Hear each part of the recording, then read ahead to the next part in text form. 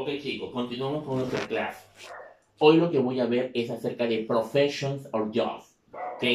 Observen el book, el libro. Yes. Por ejemplo, ¿qué profesiones pueden observar aquí? Yes. ¿Qué profesiones pueden observar ustedes? Yes. Observen. ¿Qué profesiones pueden observar? ¿Qué profesiones pueden observar?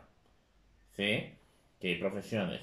Por ejemplo, yo tengo doctor, doctor, doctor, ingeniero, ingeniero, lawyer, lawyer, abogado, waitress, waitress es camarera o mesera, waiter es mesero o camarero, gardener, jardinero, coach, entrenador, yes, judge, juez, ¿sí?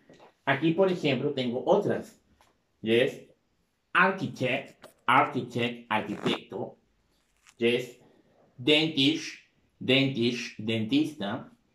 yes, I have another florista, yes, okay, accountant, contador, yes, baker, panadero. Ok, continuamos con la otra parte del libro.